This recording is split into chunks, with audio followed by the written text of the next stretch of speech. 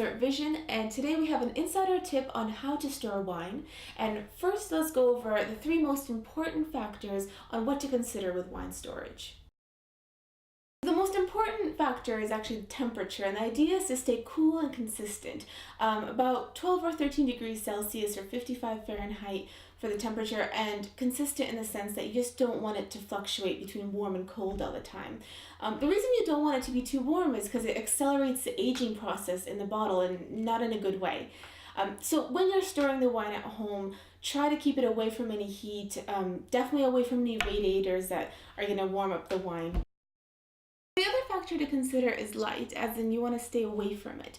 Whether it's sunlight or even light from a lamp, all of those things can adversely react with the phenolic compounds in the wine and break it down further. So we want to keep it in a dark place. And that's actually why you see a lot of wines packaged in kind of dark glass bottles to kind of protect from the UV filters that come through and break down the wine. Final factor to consider is humidity. So you don't want your storage space to be too dry. What can happen is the cork will dry out, it'll crumble when you go to open it, and you just don't want to have that happen. The fridge space is okay, but it's actually very dry air in there. So it's okay to keep the wine just before serving it, but it's really not ideal for long-term wine storage.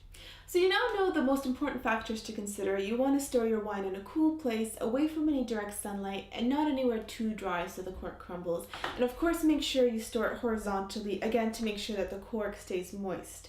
Now, if you're really passionate about wine and you want to take your storage to the next level, watch this next part. We're here with Daniel Primack at Around Wine in Marylebone, and he's going to tell us about, I think, a more interesting, more exciting way of storing your wine for real wine enthusiasts that want to take a little bit greater care of their wine. What we're looking at is actually EuroCave. So can you just tell us a little bit more about the company? Sure. No one made a wine fridge before EuroCave. Okay. They've been doing it longer and we think better than anybody else.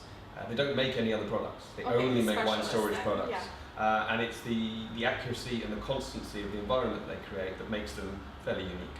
Because they are, they're not cheap though. Why is it different than a refrigerator just that you'd have at home? What's the difference? They're not cheap as you say, yeah. But they're generally, the cost of one of these is a hell of a lot less than the value of the wine that people put in them. Absolutely, yeah. And the difference is that a normal domestic fridge is much colder, okay. much drier, and the variety of temperatures you'll have in your fridge at home, they'll always be cold at the top, mm-hmm. and they'll get warm as you go down. So there's not that consistency that you'd get here? No, here you have a super consistent product, same temperature, top, middle and bottom, mm-hmm. to give you a perfect wine cellar that you can set at any single temperature, but it comes set at 12 degrees, which is the perfect wine storage temperature. And it's an important point you mentioned the fridge is drier because mm-hmm. you need a little bit of humidity, don't you? You do. Yeah. The units will keep the humidity minimum 50%.